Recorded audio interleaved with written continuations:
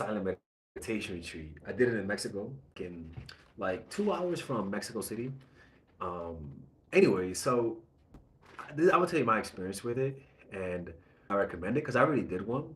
And in the first retreat, it was really difficult. Like in the first retreat, I struggled with not leaving. Like I wanted to get the hell out of there because I think I have anxiety.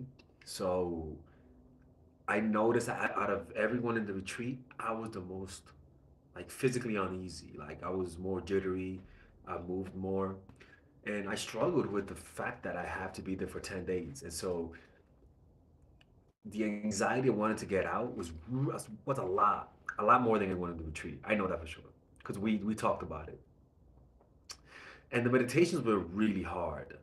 Um, like I struggled a lot during that retreat. I wanted to leave by day 6, day 5 or 6. I wanted to leave. I wanted to get the fuck out.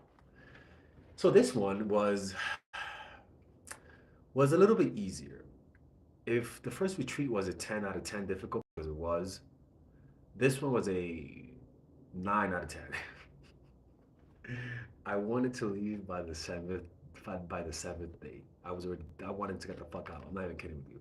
I was tired of that shit.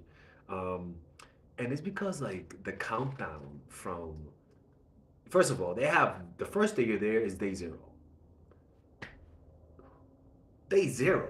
And then the next day is day one? What the fuck is that? What do we do? Even God had day one, you know? Like, come on, Buddha. Anyways. So that you got to deal with that the days go by really slow. And generally you're meditating and they teach you like a progression, like a meditation technique that you learn as a progression, right? So 1/3 of the retreat, you're doing anapana, which is a certain way of breathing technique. And then you go by day 7, day 8, you start to do the the crazy psychedelic shit. Let me tell you something, man. In the first retreat, I always heard about the bliss. You know, people were like, "Oh, it was blissful." In the first retreat, I was like, "What the fuck? The bliss? Where's the bliss? Like, is it over there? I can't find the bliss. There's no bliss here." Like the whole time of that retreat was pure psychological torture, complete and utter psychological torture. I wanted to get the hell out. And the meditations were not.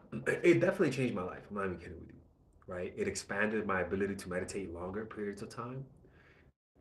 And the technique they taught me were actually better than my techniques that I was using. And the second meditation retreat, it got really psychedelic, like really psychedelic. It turned into the meditation they teach you, because they say that it's kind of crazy that the Buddha knew this. I call the Buddha a spiritual genius, to be honest with you. But the yogis discovered that everything is a vibration. Even your body's a vibration. And if we actually pay attention to the physical experience of our bodies, we're gonna get through paying deep attention, you'll start to drill deeper into the reality, which is everything is vibrating. When you do this meditation, you literally feel, you start to feel the vibrations in your body. And then in the meditation retreat, they have this other technique where they tell you to scan your body, but almost as though you're piercing your body. Like scan from here to here, but from the inside, right? By that time in that meditation, you're already kind of feeling the vibrations, you know, because to get to that point, you do a body scan meditation that for like 20 hours, and you start to feel the vibration. But when they start telling you, start to scan the body, but from within, like go from here to here. When you start to do that, while you feel the vibrations of your body, I swear to God, man, it felt like some psychedelic mushroom type of shit, man. I could not believe it. It was something, it was religious type of shit. I could not believe it. My body literally felt it was like becoming pixelated. Like I felt space in between my body. Like it felt transparent. Like, and it was crazy. I was like, yo, Buddha, what the, yo, Buddha, you something, yo,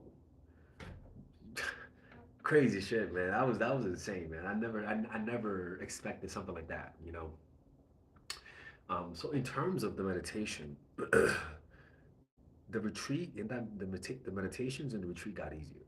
It got really, really psychedelic. And I started to notice that people in the front were people who've done that retreat many times. Bro, they didn't move, man. I was like, yo, check that dude's pulse. That dude don't move. Bro, they would just stand there for like 5 hours, sit there for 5 hours and meditate and not move. I'm like, this is ridiculous. And then we take a break and they wouldn't take a break. I'm like, bro, take a break. Take a goddamn break, nigga, bro. Goddamn, that's crazy. Unbelievable stuff, people. Unbelievable stuff. Um, but I definitely recommend it. It was great. It wasn't as hard, um, but it was still difficult. Like it was, it takes so long to go from day 0 to day 10. And then you gotta do day 11 because that's when you leave. That's when you actually leave. Jesus Christ, man. Anyways, that was my experience. If you guys want to do a meditation retreat, just go to dharma.org. Dharma. Just go Google, YouTube, Google Vispassana 10-day meditation retreat. You'll find the link. All right, take care. Bye bye. Hey, leave.